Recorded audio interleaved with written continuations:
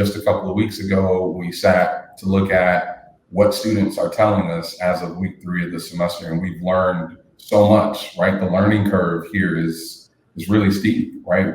Just over the last few weeks, we're just understanding better who our students are, but it's this concerted effort of faculty and staff to work together to talk about the challenges that they're seeing inside and outside of the classroom, and then to design things in response, right? That's all we can do, right? Is to hear and listen and to show up and to be our authentic selves with students, but to continue to design things that they're telling us that they need. Right, because you're listening to their experience and what's hard for them.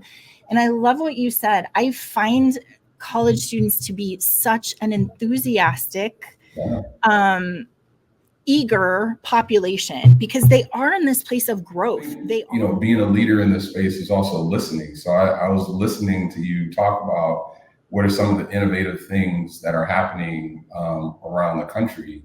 And so I think so much of social innovation, or to be equity minded, you have to be innovative, right? Because oftentimes it calls for us to do things that haven't been done before.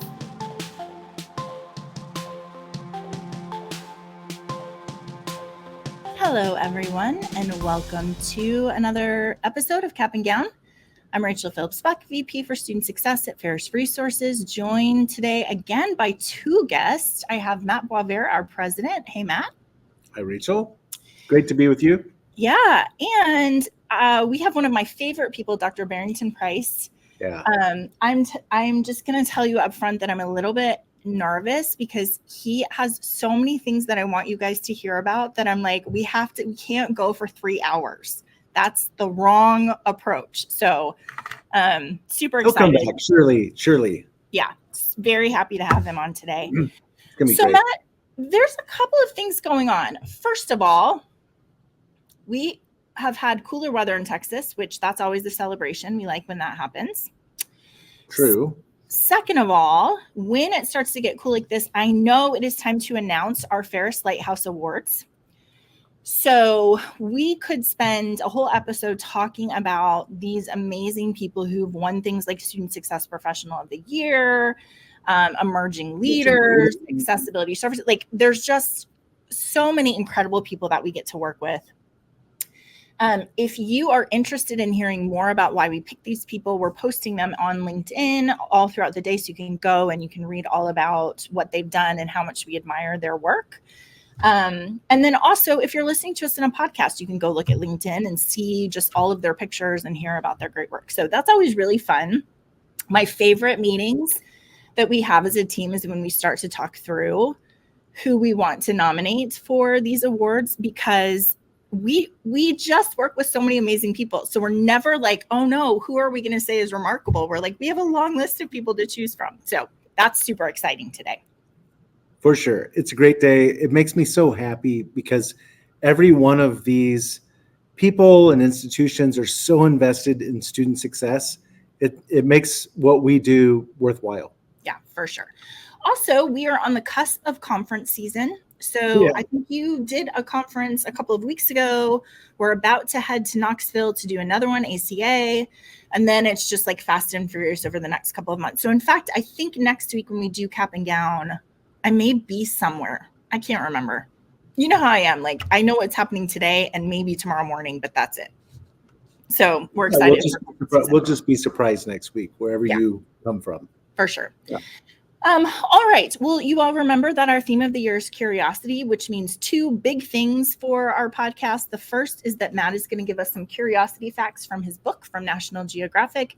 And then we're going to tell you about 5 of our Google searches that we did in the past week. So Matt, what are your curiosity facts for us? All right. The first thing I'm curious about is that this week, somehow I'm on the opposite side of you. So I'm going to move you over here just because this is what I'm used to.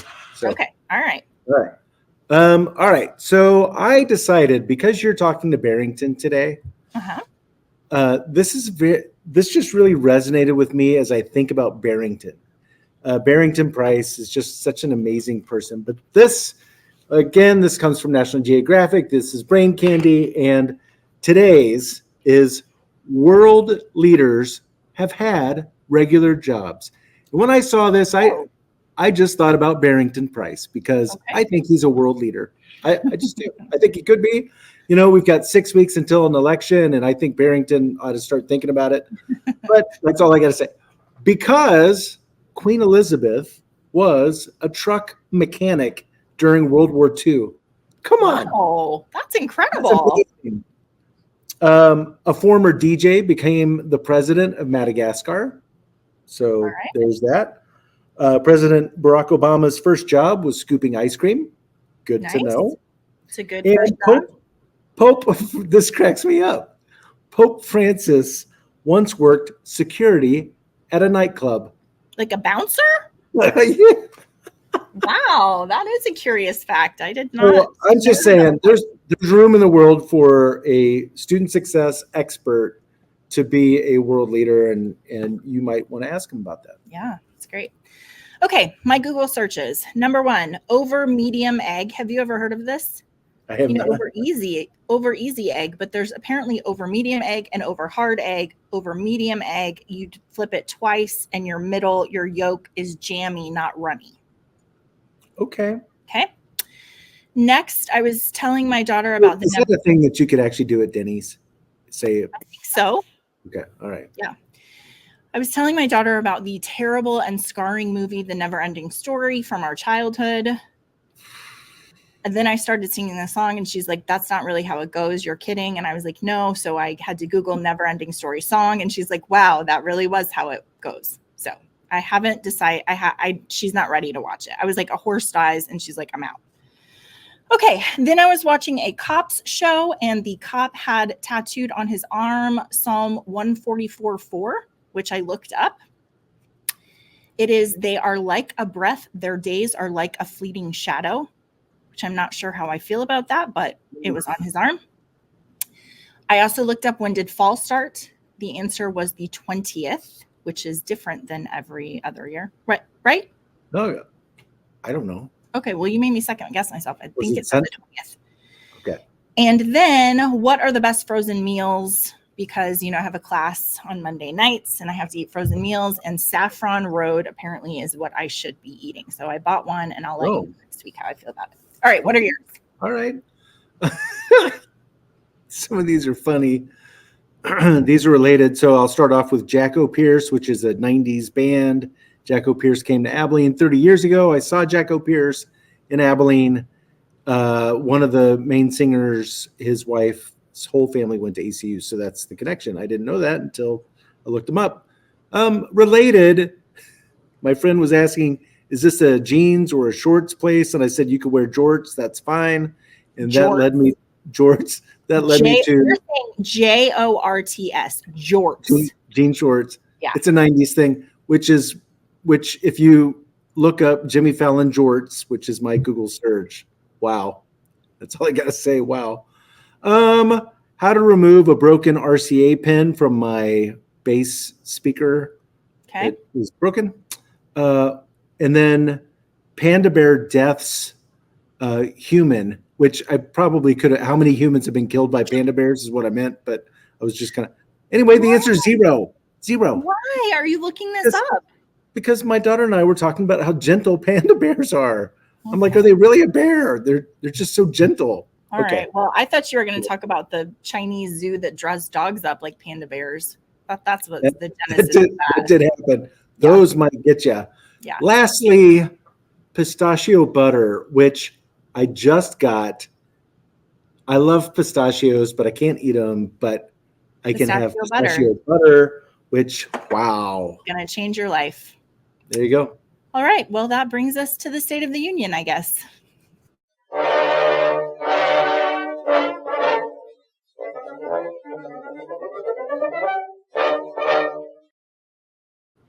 Sorry, Bailey and I are still laughing about how many humans have been killed by panda bears. There's no recorded record of a. They eat bamboo. They're okay. You know what I mean? You don't have to be worried. Okay, let's talk about the State of the Union. All right, the University of Tennessee at Knoxville is in a conundrum because they have been expected to start. They have to come up with $20 million to pay athletes under this proposed legal settlement about NIL. Remember, we've been talking about this. And so they're like, what are we going to do? Because we need $20 million more than the money that we're already making. So they're solving that problem by adding 10% surcharge to all of their football and other sports tickets beginning next year to help them have this money to pay for their students. It's called a talent fee that now will be added to your tickets. So I guess that's one way to figure out how you're going to do it. Pay for your students. So hey, we know some smaller Division I schools that could do this. Yeah, for sure. Absolutely. I really love this article coming out of Inside Higher Ed about reimagining the academic calendar for student success. I said to you today when I was looking at this article, like, that's right. Why do we take such a big break in the summer? This article talks about how, like much of our school calendar for K-12 and for college, it was built for agriculture so that you could take time off and you could go back and help your family, but it just doesn't make sense anymore. So what this school, Montclair State University, is like, we have all the facilities, we could run them 12 months instead of 8. It's going to help students with their leases. They can sign a 12-month lease and they can be here and not lose money on those extra 3 months. They've divided the year basically into 3 terms, so 3 14-week terms. And what's nice about that is then you don't have like primary fall term, primary spring term, and then also some classes in the summer. You're actually able to choose and pick what makes sense for you. So you could do a study abroad in the fall. You could take some time off in the spring and not have difficulty keeping up. Wow. I think it makes so much sense. They're basically just like, we need to think about what our students need. And this is a better model for them because they can progress more quickly. They have built in 3 breaks, so fall, spring, and then the end of summer, so that they still have some significant time that they can take off.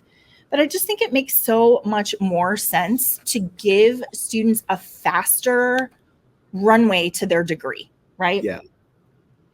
Let me see if there's anything else. He says, the provost says, that's what it means to be a success-oriented, student-oriented university, to adapt ourselves to the student rather than expecting everyone else to adapt to us, which love that. Amen to that. I love it.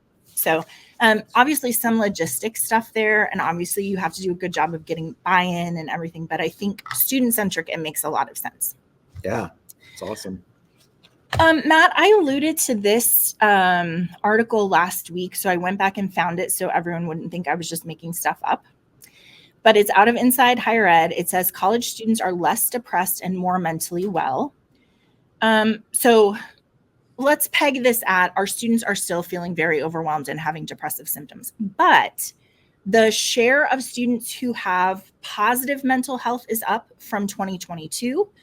As well as the number of students who are reporting depressive symptoms is down according to 2022. So this is actually a really big sample size. It's 100,000 undergraduates that the Healthy Mind Survey went and asked questions about both what are the negative things that you're feeling, and then also what are the positive things you would report. They call it like a flourishing index. 38% of undergraduates surveyed in the 2023-2024 academic year experienced moderate or severe depression symptoms, 38%, down from a peak of 44 2 years prior.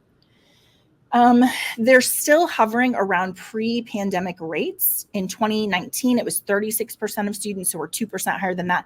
But listen, you and I have visited campuses where they're like, if this keeps growing, what are we going to do? So this is like a glimmer of hope that perhaps some things are settling down. It is the second year that that number has dropped. So people are really hopeful that that's going to continue. Also, on the flourishing scale, where students are talking about their satisfaction with their relationships, self-esteem, and optimism, that increased, rising from a low of 32% in 2022 up to 38% this year. So on both sides, we're seeing some positive movement there. Obviously, like I said, it's still high. It's still a high number, but it looks like it's getting a little bit better. And then they talk a lot about how the awareness of mental health for students is really increasing. So students are more likely to disclose. They're more likely to know about resources on campus. They have a better understanding of how to manage some of those negative things. So I think it's too early to call it a trend, but it for sure is an encouragement. Moving in the right direction, for sure. Coming out of the last 4 years, absolutely. This article talks about embedding tutors in courses. So this is coming out of the Sam Houston State University in Texas. They have launched, because they got a grant, a course redesign pilot. They started it in 2021 and it's continuing, where every year they pick 5 schools with a failure rate of greater than 25%. And they, what? 5 courses? Sorry, 5 courses. 5 courses with a failure rate of greater than 25%. And they redesign them to embed tutors in those courses. So they work with the faculty and they're like, we're just going to put tutors who are going to come to each of these classes. And then they're going to do weekly communication and they're going to hold study sessions and all of that kind of stuff, which, we love because we're like, right, that's relational, right? Expect students to go find a tutor they don't know versus like, I see them every week. They know what my faculty member said. I just think normalizing going to tutoring is such a good idea. And so knowing this is my tutor for this class, they come in every week and say hi and are approachable.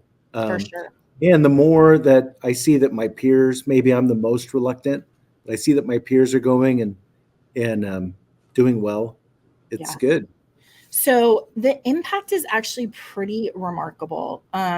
First of all, a direct impact on participation.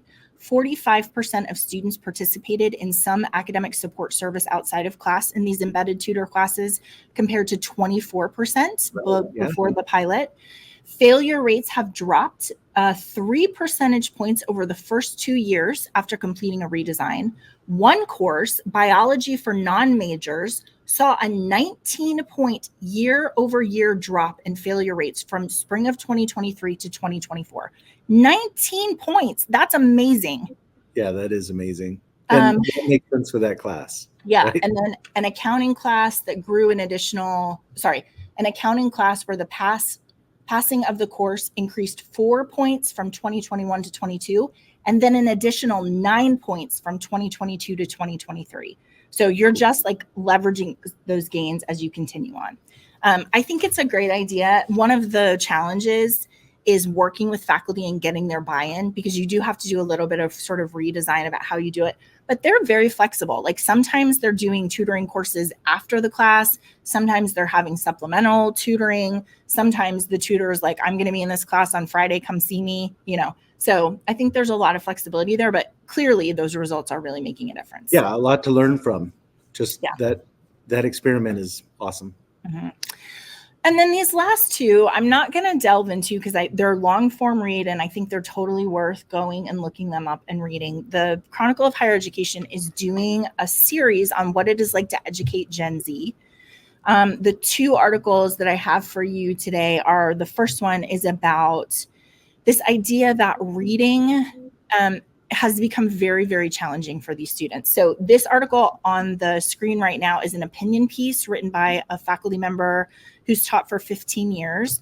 I really appreciate her because she's like, I'm not, let's see, let me read it to you. She said, every generation thinks the younger generation is failing to make the grade, right? This is like these kids these days. She said, except for the current cohort of professors who are by and large more invested in their student success and mental health and more responsive to students' needs than any group of educators in human history. We are not complaining about our students. We are complaining about what has been taken from them. So that article, along with this next one, which is out of the Chronicle, are just saying students are having a really hard time delving into reading. More than 10 pages feels very overwhelming for them. They cite things like, obviously, the smartphone, COVID, teaching to the test, but there are faculty who are really concerned about this inability to concentrate for a long time, or even that students might read a whole bunch and then not be able to recount what they've read, right? So there's that piece. And then in companionship with that, there's an article about teaching Gen Z out of the Chronicle, which is why students can't work on their own. And this is just saying faculty are really concerned because they used to give these big projects where they would say, you're going to write a research paper and go and do it. And students are really floundering on how can I do that by myself? There's a lot of feeling from faculty. It says faculty understand that students seem to expect someone, their professor, to spark their motivation and hold them accountable for doing it. So students are saying to faculty, like literally saying to a teacher, attendance should be mandatory because otherwise there isn't enough reason for me to show up. And if you don't want me to cheat, then you have to make me take the exam in person and proctor them because otherwise I will. So it's just this idea of like, right, the slipperiness of education in online learning and during the time of COVID is really difficult for these students to understand. They're supposed to come to class, prepare in advance, and be ready to have a conversation. And I don't know if this article is even talking about the influence of AI, but if you think about like what a crutch that becomes. For sure. And I'm not trying to sound like the old curmudgeon. I'm a fan of AI and learning how to use it well. Yeah. But if you're a student and you're looking at a blank screen, it's like, well, what do I put in here for this gigantic paper? Yeah. This article is interesting because the faculty member in it said, I'm not going to fight with my students. Some of them just want to do online courses and they don't want to come to my course. So she says in the first class, like, you have a choice. You can come to class or you can do it asynchronously by yourself. And she's like, it's 50-50. And then the students who come to class are happy to be there. They're like more engaged. And then the other half, they're doing it online. They're completing all of the coursework. They just don't want to have to come to class. So it's pretty interesting. I think there's a lot we could unpack there, right? Yeah, it definitely would change my, when I was teaching, how I would rate myself. How many of my students just want to do it online? I've got to change some things so they want to be in the room. Yeah, and be for close sure. for this. Yeah. One really good thing that came out of this article, though, is it's called a workload estimator. So I have a picture of it for you. It's open source. You can find it on the website. I think we have the link somewhere. If not, I'll make sure that it gets there. But it's basically just for students to go in and say, here's how many classes I'm taking here. Here's how many pages I have to read. Here's how many pages I have to write, how many videos, how many discussion posts, blah, blah, blah, blah, blah. And then they say, okay, well, that should take you about 16 hours per week of planning and getting all of that stuff done. That wouldn't have helped me. I was just thinking, like, this is not, I don't see you spending any time on that. My daughter who does not need any help in that kind of stuff would be like, yes, tell me exactly how much time, but I'm not going to plug into that. But I do think it's interesting, Matt. There was like a rule of thumb when we were in college that's like for every hour you spend in the classroom, is it 3 hours? I mean, that's what they said. Yeah. So it's an interesting rule of thumb, at least to acclimate students to like, this is actually an expectation. If it doesn't take you that much, that's fine. But it's not like your class time is your only time that you're engaged in this educational pursuit, right? So to the whole point of the articles, if a student would just spend 1 hour per hour, that would be remarkable. Yeah, for sure. And also it talks there about, students we have non-traditional students. It's not like they're sitting around like, what should I do with my time? They're working 20 hours or more. They're taking care of families. There's a lot of things going on for them. But I do think just helping them understand there is some preparation that has to be done. You can't just show up to class and be like, what are we talking about? Right. So, all right. I mean, I could. It didn't go so well, but I could do that. But all right. Well, Matt, that is the State of the Union. So I'm going to kick you out. Thanks for joining me. You bet. And I'm going to bring in Dr. Barrington Price. I actually don't know Barrington. There's like 5 different titles. I was thinking about, I could call you Dr. Price. I could call you CEO Price, which I haven't called you that before, but that's pretty fun. You have a lot going on. Thank you so much for joining us today. Thank you for having me. I'm so excited to be here with you. Yeah.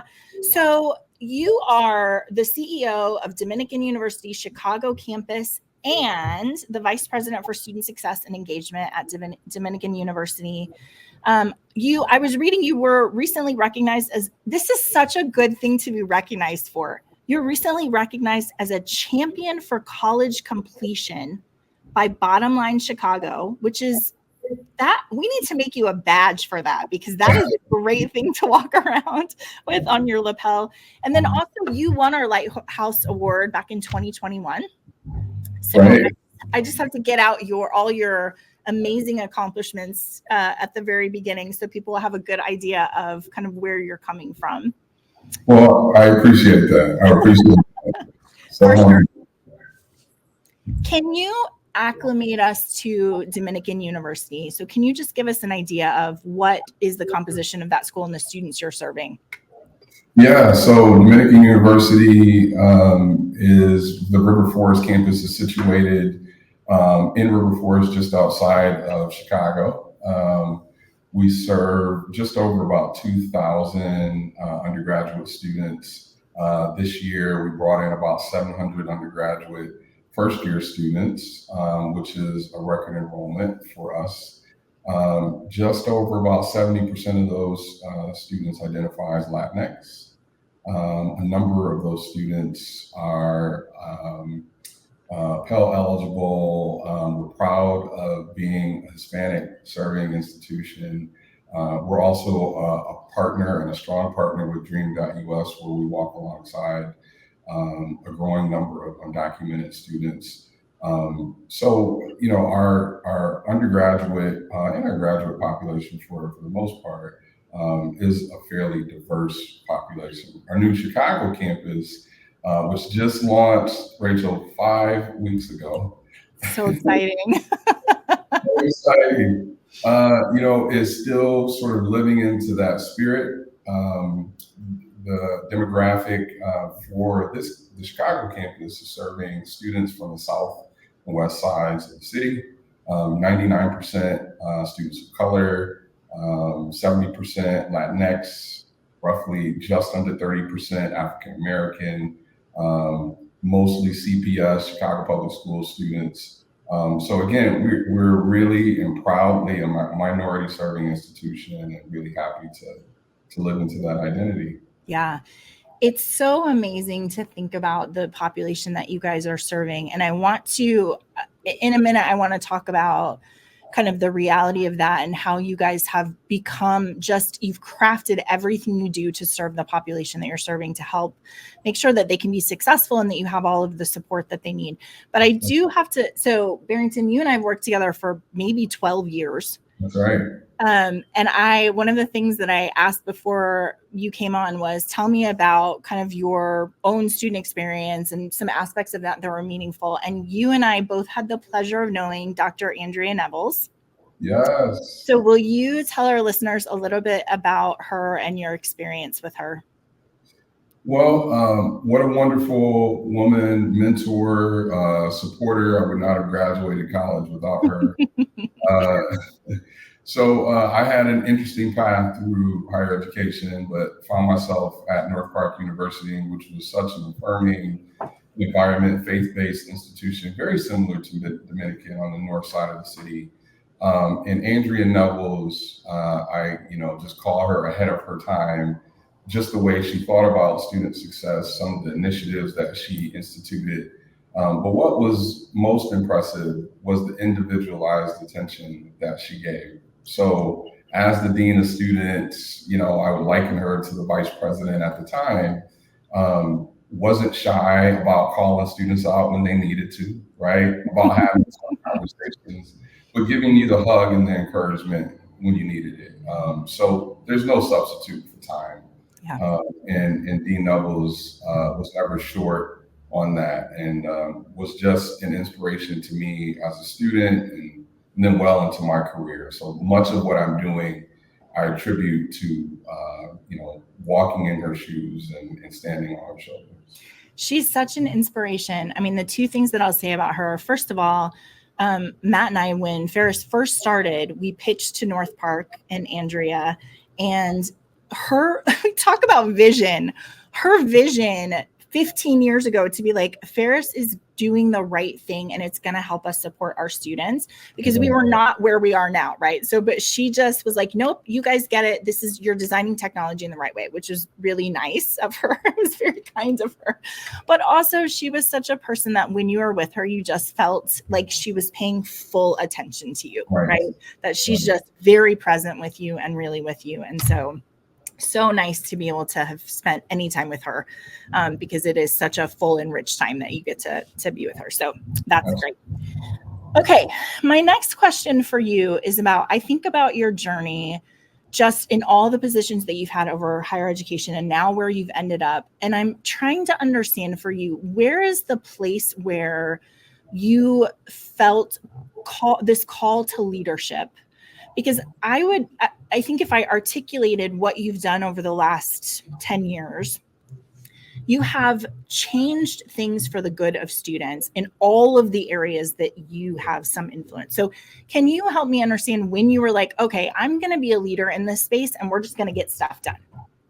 That's a really interesting question. I don't know if I ever had that moment. I think how I started my career was in a college counseling center, again, at North Park. And guess who gave me my first job? Dean Andrea Nevins. So again, shaping my career.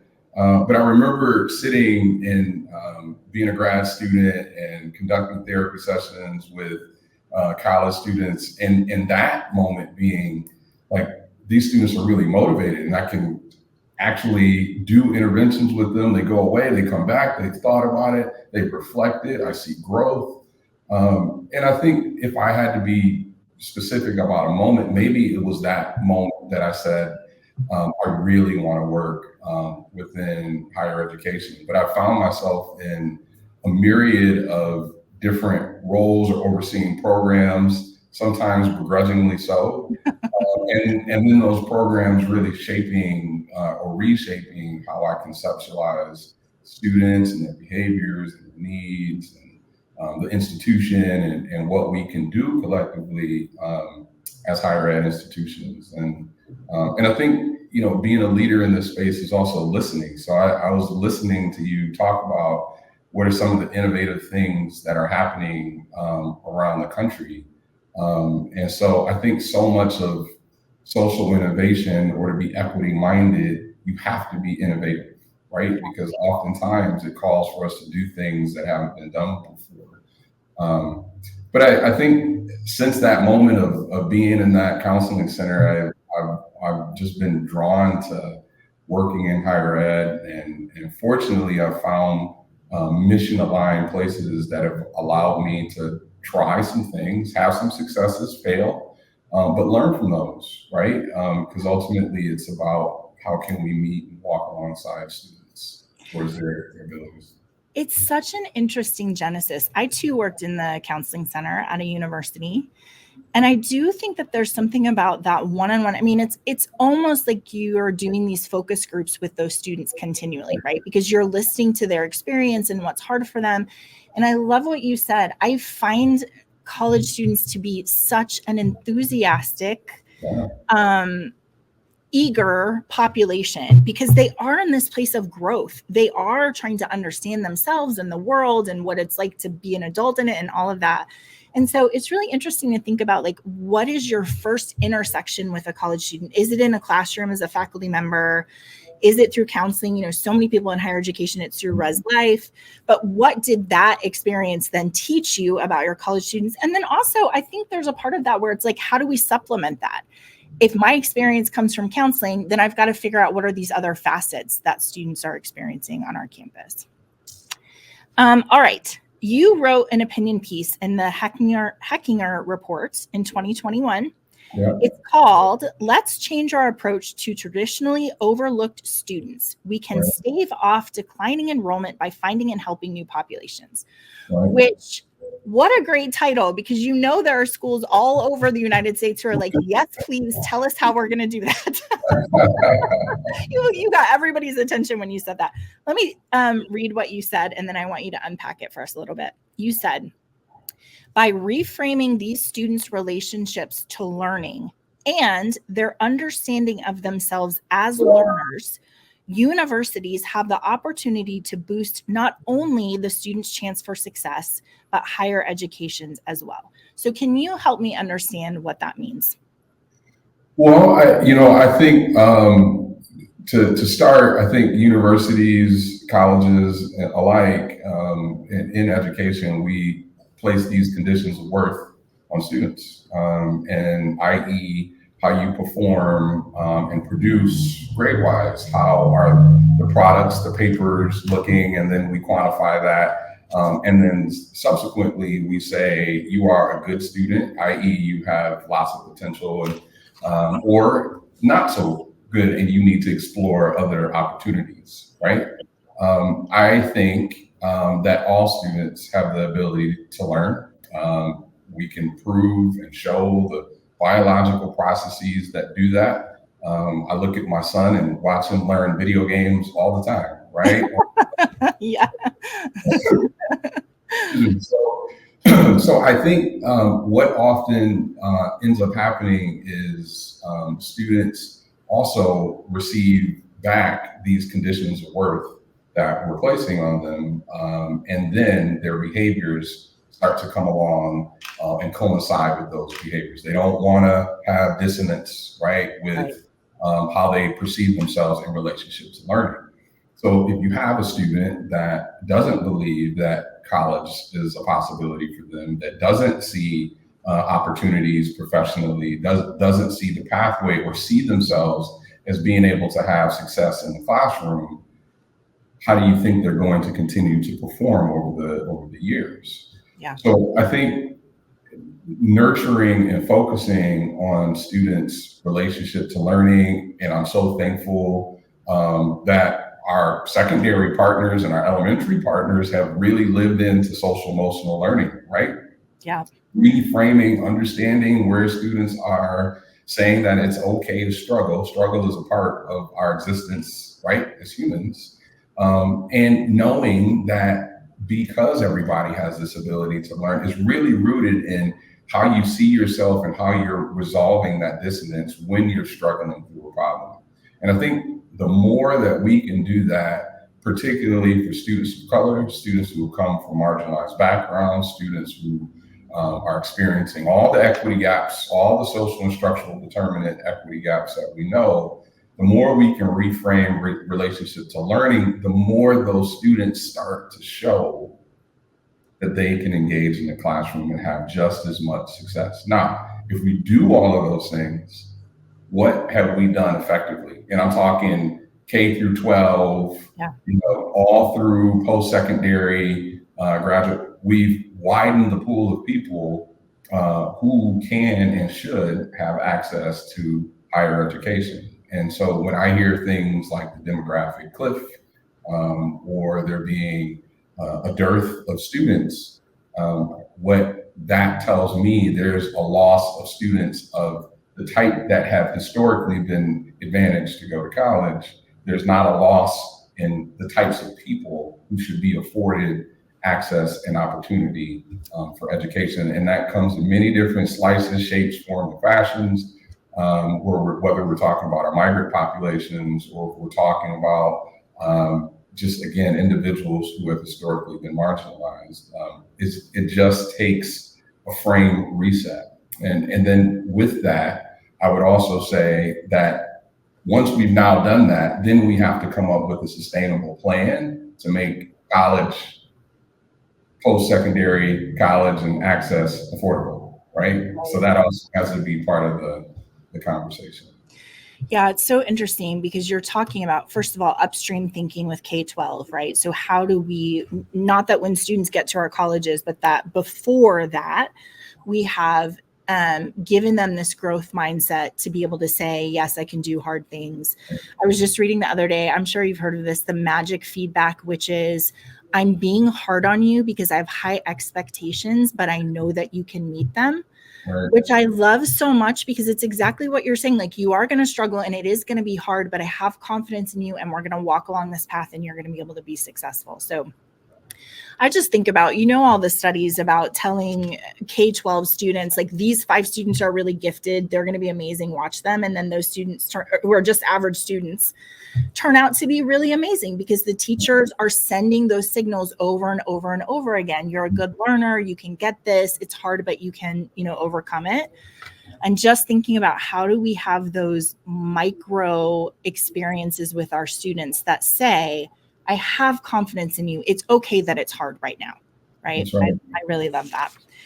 All right, well, let's talk about some of the outcomes that you guys have experienced at Dominican. So first of all, you were the #1 most innovative school in Illinois. You were the #1 best value school in the Midwest.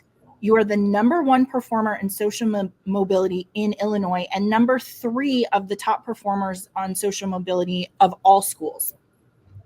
So Dominican says, rather than perpetuating educational attainment gaps in our society, we have invested for years in the kinds of experiences and wraparound service that ensure all students have the same opportunity to graduate with purpose. And then you also have this cornerstone of your education, which is we want our students to find a calling, but also a career. And you guys back that up. 95% of your alumni are employed and 20 after graduation, and 20% are attending grad school. So can we talk for just a minute about social mobility? Yeah. I'm thrilled that this is a thing we have started talking about in our colleges because, our rankings used to be like blah, blah, blah ranking stuff. But now that we're incorporating social mobility into what we're talking about, I'm like, let's have a real conversation about the schools that are actually delivering on what they're promising to students. So can you talk to us just a little bit about that concept? Absolutely. And before, I just want to give a shout out to all the faculty who care so much about the relationships and see students individually. We also say at Dominican, we educate one student at a time, right? And that takes a concerted effort on the faculty's part to care for students and nurture relationships in that way. And there is a dedicated group of staff that care so much and see students and wrestle with so many challenges again, and walk alongside them through all of the challenges. And they are the ones that are driving all of that innovation and collectively working together. So I just wanted to call that out. Yeah, for sure. But social mobility, I would be remiss, Rachel, if we didn't also name the term social and structural determinants of health, because that's really what we're talking about there. And so if I can, I'll tell you a quick story. So this was around the time of COVID. And we were looking at some maps, particularly of the city of Chicago, because that's where most of our students come from. And we were looking at where COVID was most prevalent. And we saw the prevalence in the communities that our students are coming from on the south and west sides of the city, primarily where Black and brown young folks and their families were living. And soon after, we were looking at another map, which then looked at where the COVID vaccine was being made available. Rachel, you would assume that the COVID vaccine would be made available in the places where COVID was most prevalent. That unfortunately was not the case. And I think as an institution, we were able at that moment to say, what is social mobility? We understand what the concept means in moving people upward on a trajectory to take care of themselves.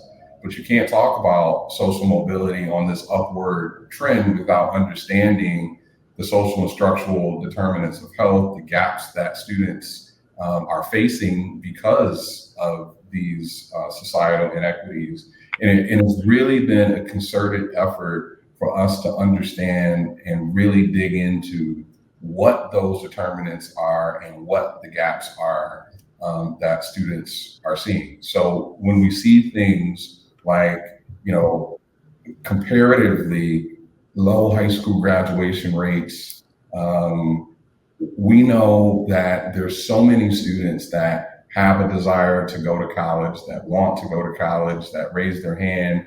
I think the Chicago public school system has done a wonderful job in creating momentum around students recognizing that post-secondary options could be an option for them. I think where we have opportunity is to continue this concept of social mobility, which is creating access and opportunity, right? By ensuring that those students who raise their hands are actually being met with realistic options that are moving them towards not only entry into college, but experiencing those graduation rates that we talked about.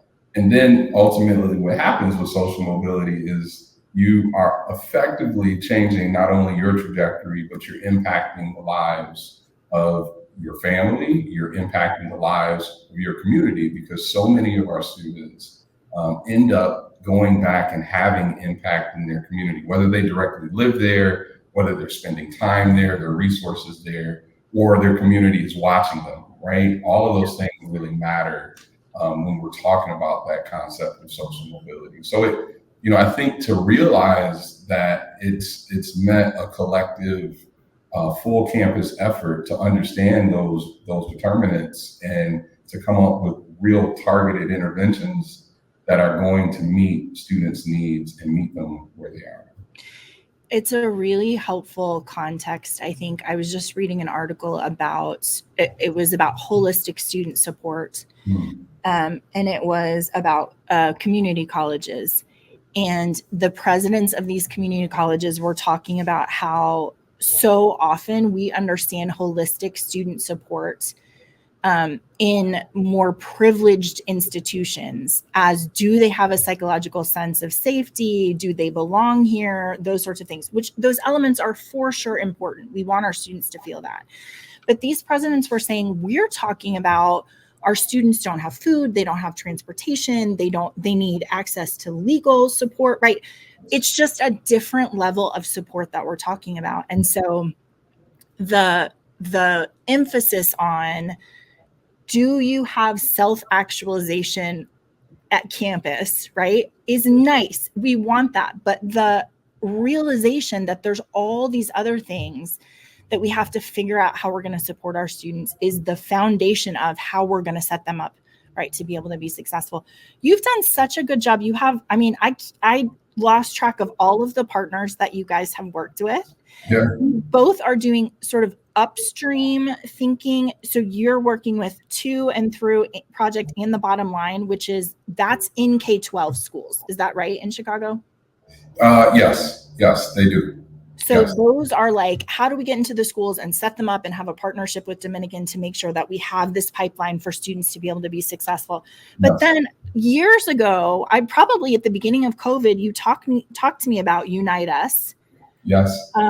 So can you, let me set the stage and then you can tell us what it is. Okay.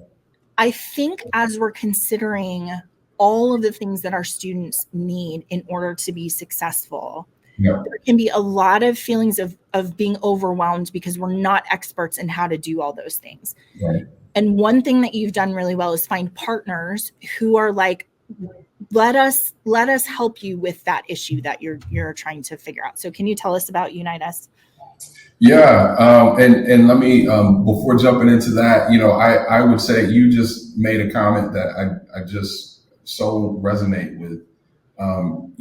We've done at Dominican a really, really good job. There's some really thought leaders on how to do vocational sort of assessment and nurturing that, and then career placement. We've completely revised, and there's some thought leaders on how we're doing career work at Dominican. But you just named the fact of students being hungry. Nobody's going to talk about vocational and what I can do with my career or my life if I'm hungry in a classroom, or if I'm dealing with food insecurity, or dealing with housing insecurity, right? So it's imperative that, again, those are social and structural determinants and those challenges that we wrestle with that. And then I think as we talk about partners, the To and Through project and the data that they give us, Bottom Line, I would also raise up One Goal, has been a really strong partner with us, and most recently the Resurrection Project. But I think conceptually, higher education, we've done a really good job at creating these these contained ecosystems, right? A campus within and of itself, right, is sort of functions, and there's a lot of people doing a lot of work, a lot of really good work. And I'm not just talking about Dominican, all the campuses across the country, right? There's lots of really, really good models. But the reality is there is a lane for us to run in, and we can't meet all the students' needs. And then we have to recognize where our boundaries of competence, right? Our boundaries of our ability to affect change in students' lives, and not just their lives, right? Because if a student is hungry, likely their family is too, right? If the student is homeless, so is their family, likely, right? Not always the case. So it's thinking through, how do you find and identify partners that are, one, mission aligned, but are willing to walk with you in understanding what those lanes are for us in higher education, and then how they can expand the expressway that we're all running on in this, educational journey. So those partners that I've just raised up are ones that have really expanded the scope of what we can do. And they've done that by just being who they are, being centered and rooted in the communities that our students come from, truly understanding the communities, and they've enhanced our understanding and our ability to really focus, right? Not on all of these things that are outside of our boundaries, but are what are within our scope. Then particularly Unite Us has been a game changer. So Unite Us, I would equate it to like an electronic social worker, right? Like it pulls all of the community-based organizations, the hospitals, the clinics, the resources, that students may need. So a student who is dealing with housing insecurity, maybe dealing with food insecurity, may need mental health resources. We can go into Unite Us. We can punch in all of the supports that students need. We can send them a little report. We can do that via email, via text in 13 different languages, and say, hey, this is actually in your neighborhood, a block away from your house. Here are all the places that you need to go. So that's one part of it. The second part of it is we can then send that referral to those organizations, and the organizations can then tell us when they've closed the loop. It's called a closed loop referral, or they've actually received the student, and now we know that the student is being cared for. And I think in COVID, that was a game changer for us, right? Not being able to be present and proximal to students, to be able to do that, not only in the city of Chicago or the state of Illinois, but beyond that, in the states in which our students reside. Being able to provide that type of care to our students and their families, again, has just been a game changer. It's so good. I looked on Dominican's website, and they have a list of all of the resources. Like, hey, students, do you need these things? And first of all, I was shocked at how many things. And I put this up on a slide because I think it's helpful for student practitioners to go, oh, right. Our students might need transportation help. Oh, right. They might be struggling with utility issues or spiritual enrichment, it's just such a great list to think about. How do you have resources for these students? How are you asking questions to really understand what's going on with them? And the idea, I love what you said about, like, we don't have to be experts in all things. We just need to have good partners who are like, I know what I'm talking about here.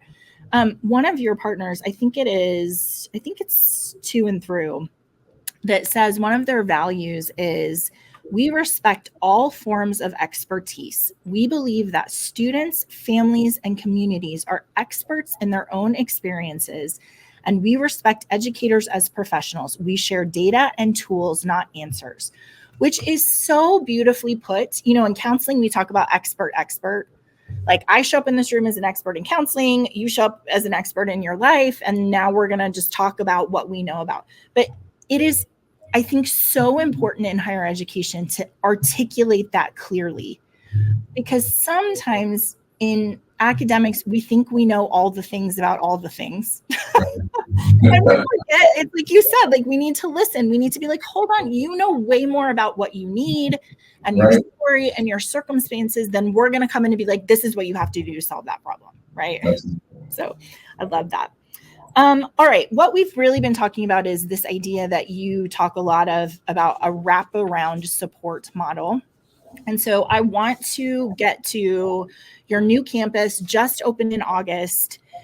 Let me just read a blurb about all of the things you do. And then I want you to tell us kind of about why this new venture and your experience with it so far. So in partnership with the Resurrection Project, a nonprofit community enhancement organization, Dominican is welcoming students to the Resurrection Project's La Casa Residence and Resource Center in the Pilsen neighborhood. This is a residential cohort-based associate degree program with also credit and non-degree credit workforce development, certificate programs, adult degree completion, like anything you can think of to prepare your students for really meaningful careers. And the idea is that your students are living and taking classes and have access to tutoring and career all in the same space in partnership with the Resurrection Project. So can you just tell us, first of all, how did that come to be? And then what has been the experience of launching that in the last couple of months? Yeah, well, this was an idea in the making. It's been cooking up for about 5 years now. And then just recently, our president, Glenna Temple, and the board of trustees were looking for new innovative ideas to invest in and move the university into a different direction, in a direction of continued growth. And so we raised that up, and really what this model is again, I'll say this term again, social and structural determinants of health. The To and Through project is the way in which we found ourselves into this space.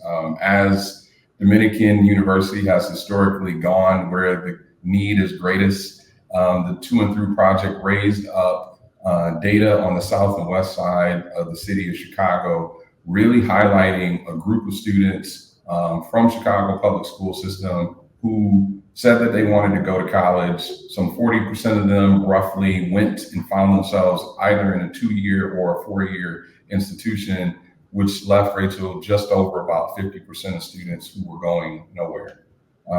And so that ties back to where we started the conversation about a decline. I don't see a decline.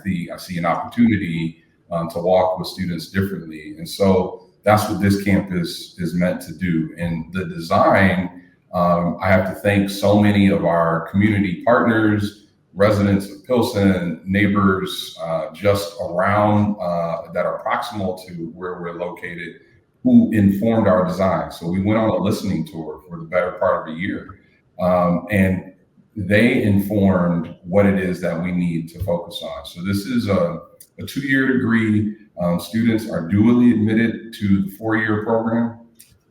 We've taken care of a couple of things for them. Students don't have book costs because we're doing open educational resources. Students are provided laptops. We're addressing their digital divide. Students do not pay for food costs because we're committed to eradicating food insecurity for students. We also recognize that many of our students have to work. They don't have 4 years to wait to get to work.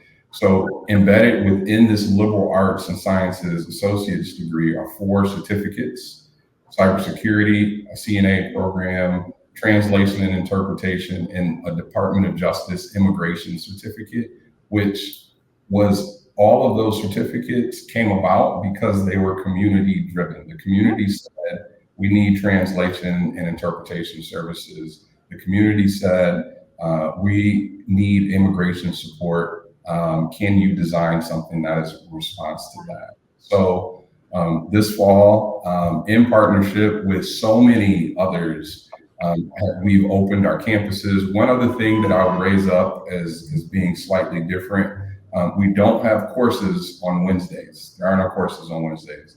And that's meant to do what we call City as Campus. 1, to recognize the rich resources of the neighborhoods in which our students come from.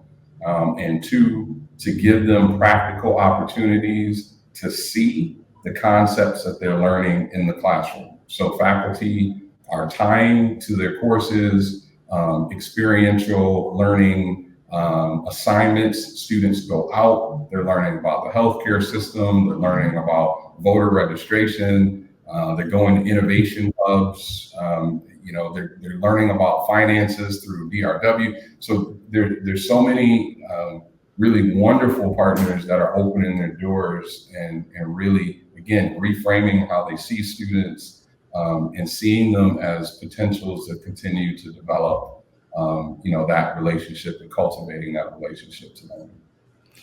Sorry, I just get very excited about everything you just said because I think about, first of all, I mean, when, as we're talking about expertise, when you go into a place and you don't say, this is what you need, but you say, help me understand what it's like and what you do need and what you'd be interested in, and how can we structure that in a way that makes sense for you, right? It's a foundation of being set up for success. Right. And then thinking about just, let's make a list of all the things, of all the barriers our students might encounter. Yes. And figure out a way to create a pathway so that that's not a thing that they have to worry about. And Right. I think it is such an exceptional model because it moves from, this is just the way we've always done it, and get on board and come and figure out how it works here, and this is what we're doing, and do it. Right. To this, wait a second, to your point, we have different students now than we had 20 years ago, than we had 100 years ago. Right. And so saying to them, get on board and come and have you acclimated and you either are in or out, Right. is not the way that we should be running higher education anymore. That's right. So I just love the sort of pause that you guys have taken to say, what are new things that we can try in order to provide a runway to success for our students, not in the way that we would, I always say, like, don't be bossy, right? We're not going to be bossy about us. You tell us what you need, and then we will figure out how to create the structure that makes sense for you. That's right. And, again, I would also name, on the academic component, that, the faculty who are also teaching here, the lead on academics here at the campus, her name is Emma Ortega, and she works very closely with another partner, One Goal. And we spend a lot of time before the start of the semester looking at data, interrogating data, talking about the needs of our students. One Goal helped us to do that. Just a couple of weeks ago, we sat to look at what students are telling us as of week 3 of the semester, and we've learned so much, right? The learning curve here is really steep, right? Just over the last few weeks, we're just understanding better who our students are, but it's this concerted effort of faculty and staff to work together to talk about the challenges that they're seeing inside and outside of the classroom, and then to design things in response, right? That's all we can do, right? Is to hear and listen and to show up and to be our authentic selves with students, but to continue to design things that they're telling us that they need. Well, you have a great quote, and you were talking about faculty in the classroom, but I think, given this conversation, we can overlay that to everybody who works in higher education, Right. which is, we have to understand a student's experience. And if Right. they're in the classroom and they don't understand what's going on, we didn't do a good job of explaining or setting them up for success. And if they're on our campuses and they can't afford their books, or they don't have a home, or they're hungry, we have not done a good job of understanding what that experience is, right? So this flipping of the show up and get with the program to help me understand what it's like to be you. And then I'm going to use all the resources I can to make a path for success. So I just love it. Matt keeps sending me notes. He's writing me notes like, you need to do a part 2. So we may have to get you on again because we're about out of time. But I think I think I would frame this conversation with saying, it's so important to step out of the way that you've always done things and say, let's imagine something different for our students, for the context of where we are and the students we're serving. And then, Barrington, I think there's just like all of the nitty gritty about how you continue to refine that and listen and come up with new things and do your measurements so that you have really remarkable outcomes. So thank you so much for being a really powerful leader in higher education. And I know that's not just you. I know that you have a whole team of people. I'm always really impressed when I work with someone from Dominican, how student-centered they are. Yes. And how invested they are in trying to solve the problems that students are bringing to you. So I appreciate so much the conversation today. Thank you for joining me. Thank you. Yeah, have a great day. Bye. Thank you.